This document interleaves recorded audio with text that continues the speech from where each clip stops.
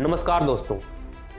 23 जनवरी का दिन था। उस दिन एक रिपोर्ट आती है जिससे इंडिया के सबसे अमीर आदमी के कंपनियों के शेयर्स गिरने लगते हैं। उस रिपोर्ट का नाम था हिंडनबर्ग रिपोर्ट। इस रिपोर्ट में अडानी ग्रुप के चेयरमैन गौतम अडानी पर गंभीर आरोप लगाए जाते हैं। नतीजा ये होता है कि रिपोर्ट आने के सिर्फ 3 दिन के अंदर गौतम अडानी को $65 बिलियन का नुकसान हो जाता है। जानना दिलचस्प होगा कि आखिर इस रिपोर्ट में है क्या, लेकिन उससे भी ज़्यादा दिलचस्प ये है कि हिंडनबर्ग ने खुलेआम अडानी ग्रुप को चैलेंज दिया है कि अगर हमारी रिपोर्ट गलत है और आप में हिम्मत है तो आकर हमारे ऊपर आप लीगल केस कीजिए।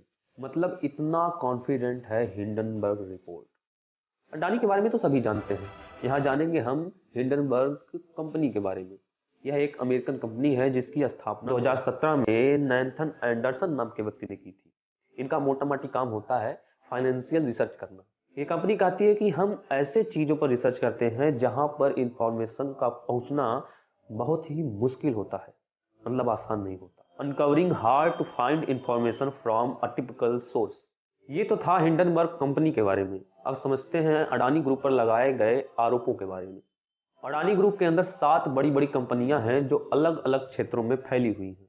Adani green energy, Adani enterprises, Adani transmission, Adani total gas, Adani power, Adani ports, Adani Wilmer. Adani group की ये 7 बड़ी बड़ी कंपनियां हैं। पहले इनका बिजनेस इतना बड़ा नहीं हुआ करता था। पहले ये गुजरात तक ही सीमित था, लेकिन पिछले कुछ सालों में इनका ग्रोथ इतना बढ़ा कि ये इंटरनेशनल मार्केटिंग करने लगे और अडानी ग्रुप के chairman mister Gautam Adani world के 3rd रिचेस्ट पर्सन बन गए और इनकी नेटवर्थ $120 बिलियन तक पहुंच गई। कहा जाता है कि $120 बिलियन में से $100 बिलियन अडानी ने पिछले कुछ सालों में गेन किए हैं। लेकिन हिंडनबर्ग रिपोर्ट आने के बाद ये तीसरे से चौथे स्थान पर, उसके बाद 8वें और अब 11वें स्थान पर है। मतलब इस 106 पेज की रिपोर्ट ने गौतम अडानी को $65 बिलियन का नुकसान करवाया। इस रिपोर्ट का टाइटल है Adani group, how the world 3rd richest man in pulling the largest con in corporation history. मतलब सीधी भाषा में कॉर्पोरेट इतिहास का सबसे बड़ा फ्रॉड। हिंडनबर्ग कहता है कि इस रिपोर्ट को तैयार करने में वो 2 साल से अधिक का समय लगाया है। ये अडानी ग्रुप पर कई आरोप लगाते हैं, जैसे money laundering, stock manipulation, accounting fraud, corruption, tax की चोरी करना, फर्जी कंपनियों को बनाना। ये रिपोर्ट में बताते हैं गौतम अडानी के छोटे भाई राजेश अडानी के बारे में।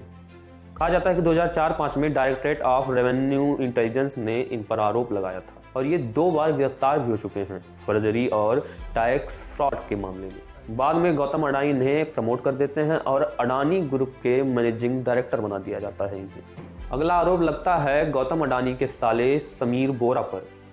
कहा जाता है कि डायमंड ट्रेडिंग स्कैम के ये रिंग लीडर थे। बाद में गौतम अडानी इन्हें भी प्रमोट करके ऑस्ट्रेलिया डिवीजन का एग्जीक्यूटिव डायरेक्टर बना देते हैं। अगला आरोप लगता है गौतम अडानी के बड़े भाई विनोद अडानी पर। कहा है कि ये अलग अलग देश में जाकर अलग अलग फर्जी कंपनियां बनाते हैं और मनी लॉन्ड्रिंग करते हैं। हिंडनबर्ग ने अपने रिपोर्ट में ऐसे 38 कंपनियों का जिक्र किया है जो कि फर्जी हैं। ये रिपोर्ट में कहते हैं कि इन 38 फर्जी कंपनियों का ना कोई एड्रेस है, ना कि यहाँ पर कोई कर्मचारी काम करता है और ना ही इसकी कोई वेबसाइट है। ऐसे ही कुल मिलाकर 88 आरोप लगाए जाते हैं इस हिंडनबर्ग रिपोर्ट में। ये कहते हैं कि अगर गौतम अडानी इतने ही दूध के धुले हैं तो आकर 88 आरोपों को डिफेंड करें और उनका जवाब दें। 27 जनवरी को अडानी ग्रुप की तरफ से पहला रिस्पॉन्स आता है जिसमें कंपनी अपना एक प्रेजेंटेशन देती है। इसका टाइटल था मिथ्स ऑफ शॉर्ट सेलर। इसमें ये बताते हैं कि इनके पास अच्छी क्रेडिट रेटिंग है और ये सरकार के नियमों का पालन भी करते हैं। इससे 2 दिन पहले अडानी ग्रुप के CFO अपने स्पीच में कहते हैं कि ये रिपोर्ट गलत है और इस रिपोर्ट का मोटिव अडानी ग्रुप के रेपुटेशन को सिर्फ गिराना है। The timing of the report's publication clearly betrays a brazen, malified intention to undermine Adani Group's reputation with the principal objective of damaging the upcoming follow-on public offering from Adani Enterprise. इसके बाद 26 जनवरी को company के head legal ने Hindenburg को धमकी दिया कि वो लीगल एक्शन लेंगे। इसके जवाब में हिंडनबर्ग कहता है कि आपको जो लीगल एक्शन लेना है आप लीजिए। 29 जनवरी को फिर अडानी की तरफ से एक रिस्पॉन्स आता है। हिंडनबर्ग रिपोर्ट के 106 पेज का जवाब अडानी ग्रुप 413 पेजों में देती है। इसमें कहा जाता है कि ये झूठी कहानी बनाने के लिए पब्लिक में सेलेक्टिव और मैनिपुलेटिव प्रेजेंटेशन कर रहे हैं और ये इंडिया के इंस्टीट्यूट की अवहेलना है, including the regulators and the judiciary. और तो और ये इंडिया पर अटैक है। मतलब समझे, अडानी पर नहीं, इंडिया पर अटैक है। बड़ा ही दिलचस्प जवाब दिया अडानी ग्रुप ने हिंडनबर्ग को। गौतम अडानी कहते हैं कि 88 सवालों में से 65 सवालों के जवाब पब्लिक में अवेलेबल हैं। बाकी 18 सवाल पब्लिक शेयर होल्डर और थर्ड पार्टी को लेकर हैं, जिसका अडानी ग्रुप से कोई लेना देना नहीं है। बाकी 5 सवाल बेसलेस हैं, मतलब जवाब एक का भी नहीं आता है। अडानी के इस रिस्पांस पर हिंडनबर्ग ने कहा कि अडानी ग्रुप सिर्फ यही कहे जा रहा है कि हमारे पास सरकार का अप्रूवल है, पब्लिक में जवाब मौजूद है, लेकिन हकीकत में किसी सवाल का जवाब अडानी ग्रुप ने नहीं दिया।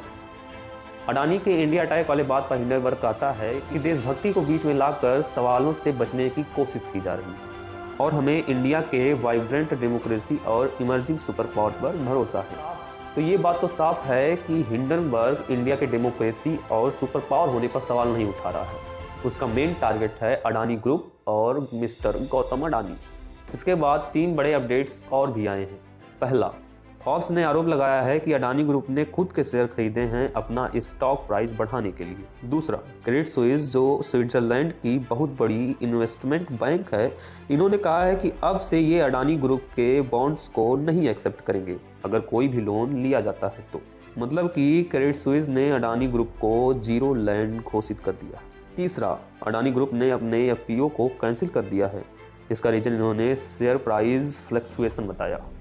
अब इन सब को मिलाकर अडानी ग्रुप को 86 बिलियन डॉलर का नुकसान हो चुका है। इब्तिदाए इश्क में रोता है क्या, आगे आगे देखिए होता है क्या। अब अगर हिंडनबर्ग रिपोर्ट गलत होता है तो नुकसान हिंडनबर्ग को होगा और फायदा अडानी ग्रुप को। अगर हिंडनबर्ग रिपोर्ट सही साबित होता है तो फायदा हिंडनबर्ग को होगा और नुकसान अडानी ग्रुप को। तो अब देखना दिलचस्प होगा कि यह भयावह कहानी किस ओर रुख करती है। बहुत बहुत धन्यवाद आपका।